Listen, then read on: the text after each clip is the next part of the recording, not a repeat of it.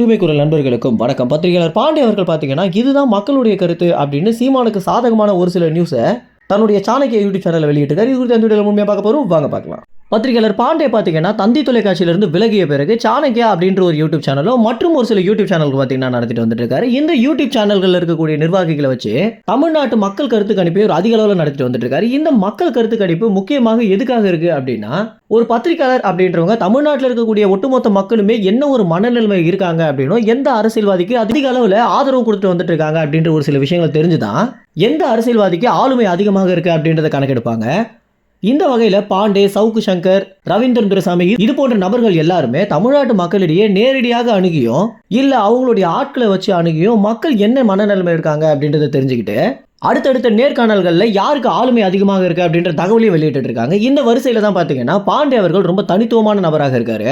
ஏன்னா இவர் அதிக அளவுல நேர்காணல் கொடுக்கறது மட்டும் இல்லாம அவருடைய யூடியூப் சேனல்கள்ல ஒரு பெரிய பிளாஸ்மா டிவியை வச்சு எந்த அரசியல்வாதி எந்த நிலவரத்தில் இருக்காரு அப்படின்ற தகவலை ரொம்பவே ஒரு ஆசிரியர் போல பார்த்தீங்கன்னா மக்களுக்கு சொல்லிட்டு வந்துட்டு இருக்காரு. இதனாலேயே இவருடைய யூடியூப் சேனல்களில் இவர் போடுற வீடியோஸை பார்க்கறதுக்கு ஒரு தனி ரசிகர்கள் கூட்டமே இருந்துட்டு இருக்காங்க.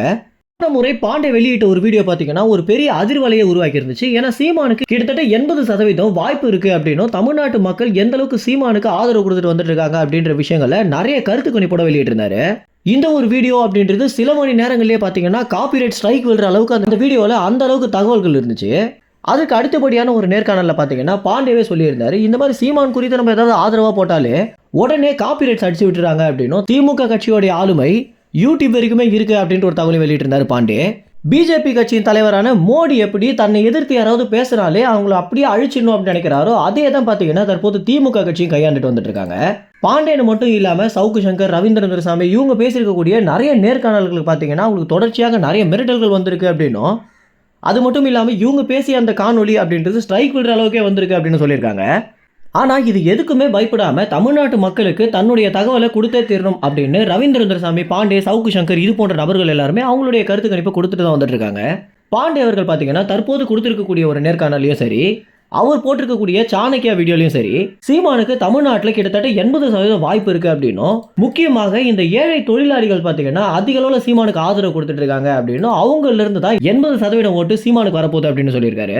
இது எல்லாத்தையுமே வெறும் வாய் வார்த்தையாக சொல்லாம அவருடைய வீடியோவில் பார்த்தீங்கன்னா எந்தெந்த பகுதிகளில் எந்தெந்த மக்கள் சீமானுக்கு ஆதரவு கொடுக்குறாங்க அப்படின்ற வரைக்குமே முழு தகவலையும் வெளியிட்டிருக்காரு. இந்த வீடியோவை ஒரு சில காப்பிரைட் காரணங்களால நம்மளால இணைக்க முடியல.